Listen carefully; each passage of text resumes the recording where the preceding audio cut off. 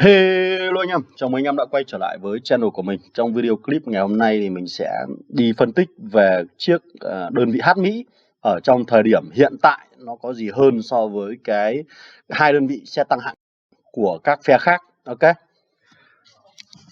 Rồi thì trước đây mình đã có một vài video clip về đơn vị H Mỹ, H của Liên minh Tự Do, về việc là anh em có thể cân nhắc để chơi. Tuy nhiên là cái video clip đó thì nó khá là lâu rồi, và có thể là trong cái giai đoạn vừa rồi thì anh em thấy là nó hơi bị phế so với các đơn vị khác. Tuy nhiên là kể từ khi mà phiên bản hiện đại ra đời và sắp tới đây là bản 7.0, chúng ta sẽ đón nhận được cái phần học thêm các kỹ năng sĩ quan. Thì đơn vị H Mỹ này mình nghĩ rằng là nó sẽ được comeback ở trong giai đoạn đầu của trò chơi, và thậm chí là anh em có thể cân nhắc là đưa đơn vị H Mỹ lên thành các đơn vị hiện đại và chơi đến giai đoạn late game như mình bây giờ. Rồi thì tại sao mình lại là chọn H Mỹ không phải là H Nga hoặc là H Đức? Thì nó có một cái vấn đề như thế này này, là cả ba cái con đơn vị xe tăng hạng nặng này nó đều là ở dạng đơn vị 4 sao, tức là chúng ta chỉ cần con 4 sao là đã có thể sở hữu được nó rồi. Ok. Cái thứ hai nữa là ba đơn vị xe tăng hạng nặng này đều có thể tiến hóa được lên đơn vị xe tăng chiến đấu chủ lực, mà đa phần là sau này chúng ta sẽ dùng chính ở trong giai đoạn cuối của trò chơi. Ok. Thế thì điểm đặc biệt và nổi bật của ba cái đơn vị này thì nó đến ở đâu? Giờ chúng ta sẽ cùng xem xét qua về đơn vị là H Nga. H Nga thì chúng ta sẽ có cái lượng hỏa lực là 5741, đây mình đang tính ở level 4, chưa có cái gì cả. Và lượng độ bền là 3834. Thì đặc điểm của cái đơn vị H Nga này là gì? Nó sẽ có lượng độ bền cao hơn so với các đơn vị xe tăng hạng nặng khác. Thế thì cái đặc trưng của H Nga này nó sẽ là cái đơn vị mà thu hút hỏa lực của đối phương, hấp thụ hỏa lực của đối phương để làm bia đỡ đạn cho các đồng đội ở phía sau. Nó chỉ có vậy thôi, được chưa? Còn H Đức thì sao? H Đức thì chúng ta sẽ có phần hỏa lực là 5741 và lượng độ bền là 3486. Cái đặc tính của cái đơn vị H Đức này là nó có lượng giáp dày hơn so với các đơn vị xe tăng hạng nặng của các đơn vị khác. Giáp dày hơn thì đồng nghĩa là nó sẽ cứng cáp hơn, và đâu đó nó được hưởng lợi từ cái búp phe, từ cái búp của phe là nó có phần búp lên độ bền và hỏa lực của cái phe đó, thì đâu đó cái hỏa lực này nó sẽ lớn hơn. Thế thì cái con H Đức này thì người ta chơi thì sẽ phụ thuộc vào cái việc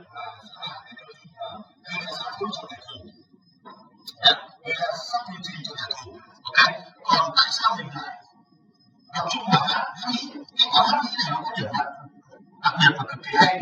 Cái lượng độ bền, lượng hỏa lực chúng ta sẽ thấy là 5889 và lượng độ bền là 3558 thôi.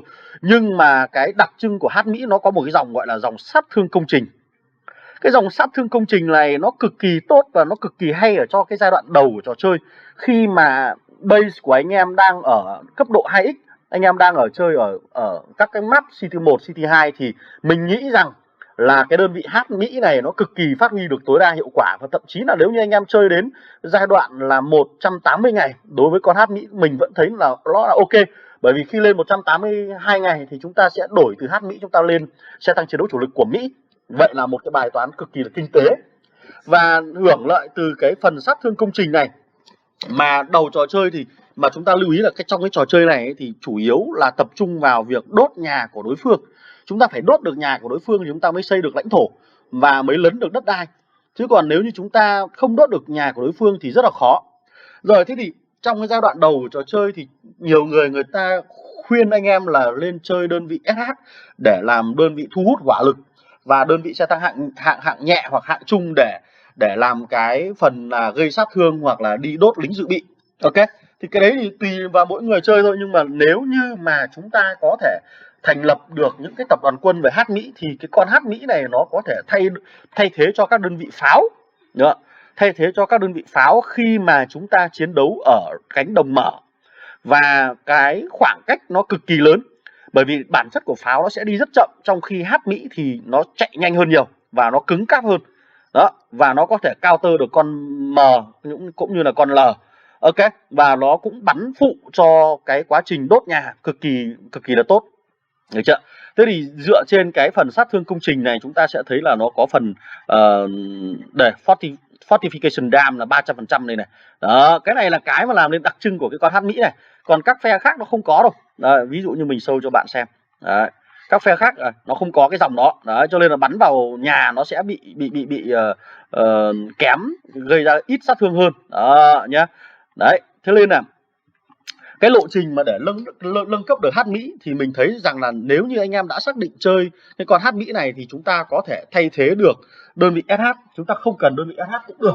Đấy, trong đó là phe Đức thì chúng ta sẽ dồn vào đơn vị khác, còn nếu như có SH được thì tốt thôi. Nhưng mà đối với cày chay thì chúng ta không thể nào mà nâng cấp được quá nhiều đơn vị nhé, mà chúng ta chỉ nên dồn vào một con thôi. Bởi vì tại sao? Bởi vì mình nghĩ rằng là từ ngày đầu tiên các bạn chơi cho đến ngày thứ 180 thì liệu rằng các bạn đã có được bao nhiêu đơn vị 7.2?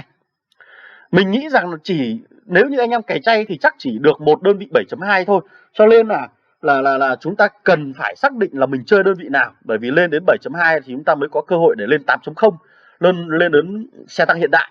Mà lên đến xe tăng hiện đại rồi thì bạn sẽ càng không có phôi để mà nghiên cứu nâng cấp các đơn vị xe tăng khác đâu. Đó, cho nên là mình phải tập trung nhé. Thế thì tập trung cái gì? Mình tập trung cái thẻ vàng này này. Cái thẻ vàng nếu như anh em đã chơi hát Mỹ thì chúng ta phải dồn tất cả những cái thẻ vàng mình có để mở vào cái phe Mỹ, mở vào cái phe này. Đấy, cứ dình ngày thứ 5, anh em dình ngày thứ 5 để mở nhé. Dình ngày thứ 5 xem là phe nào ở thành phố nào mở được cái phe Mỹ thì chúng ta nhảy đến. Và dĩ nhiên là chúng ta phải tích lượng thẻ vàng này. Đấy, còn cái thẻ bạc này thì anh em cứ mở thôi, mở được bao nhiêu chúng ta ăn bấy nhiêu, còn đâu chúng ta tập trung dồn vào đơn vị hát Mỹ và cố gắng là gì? Đưa cái đơn vị hát Mỹ đấy lên 7.1 càng sớm càng tốt anh em nhé. Đưa nó lên 7.1 càng sớm càng tốt và đưa nó lên level càng cao càng tốt. Đó, sau đó là chúng ta phải nghiên cứu công nghệ cho nó, đặc biệt là phải công nghệ, chúng ta phải có công nghệ và cố gắng là lên đến 180 ngày mà chúng ta có được công nghệ level 200 thì tuyệt vời. Mình nghĩ là tuyệt vời và lưu đó nó sẽ là một cái bàn đạp để bạn có thể lên được xe tăng chiến đấu chủ lực của Mỹ. Ok. Thế thì tại sao lại không chơi xe tăng chiến đấu chủ lực của Nga? Bởi vì lượng độ bền nó trâu như vậy thì của Nga có được không? Xin thưa với các bạn là gì? Nếu như bạn chơi theo đường hát Nga thì khi này sau này bạn sẽ lên được đến xe tăng chiến đấu chủ lực của Nga thì nó sẽ có một lượng độ bền cực kỳ lớn và nó cực kỳ trâu chó ở trên chiến trường. Tuy nhiên là gì? Cái phần huấn luyện của nó cực kỳ lâu. Đấy. Cái phần huấn luyện rất lâu cho nên là nhiều người cảm thấy nó rất ức chế khi mà chúng ta đánh ở cánh đồng mở. Đó, nó chỉ có mỗi nhược điểm như vậy thôi, nhưng mà đổi lại thì nó trâu hơn rất nhiều. Nhưng mà cái con hát Mỹ và xe tăng chiến đấu chủ lực của Mỹ và Đức ấy, thì sau này nó sẽ có một cái độ cơ động cực kỳ cao. Ok. Thế thì nếu như mà anh em dồn vào đơn vị là hát Mỹ rồi thì phe Mỹ chúng ta sẽ có cái gì? Phe Mỹ chúng ta chỉ có mỗi con hát Mỹ thôi, bởi vì anh em không có nhiều phôi để chúng ta mở, không có nhiều phôi để chúng ta chơi lờ Mỹ, không có nhiều phôi để chúng ta chơi ném bom Mỹ hoặc là pháo Mỹ đâu. Mà thay vào đó thì giai đoạn đầu anh em có thể chơi chiến dịch bằng pháo Nga nhá, pháo Nga và pháo Đức, sau đó hát Mỹ.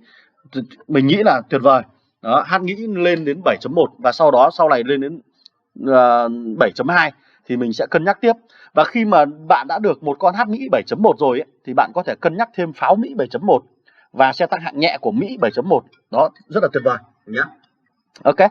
Đấy, thì đây là video clip mình giải thích tại sao mà cái con hát Mỹ có thể quay trở lại trong thời gian tới, đặc biệt ở trong giai đoạn đầu trò chơi. Và nếu như anh em cày chay, anh em newbie, chúng ta không có SH, chúng ta không mở ra được SH, thậm chí là những đơn vị mà 5 sao mới có, thì hãy cân nhắc đến cái con hát Mỹ này. Ok. Còn mình sẽ ra tiếp video clip tiếp theo về tối ưu đơn vị sĩ quan dành cho hát Mỹ. Ok, anh em nhớ đón xem nhé. Còn bây giờ xin chào, hẹn gặp lại anh em. Goodbye.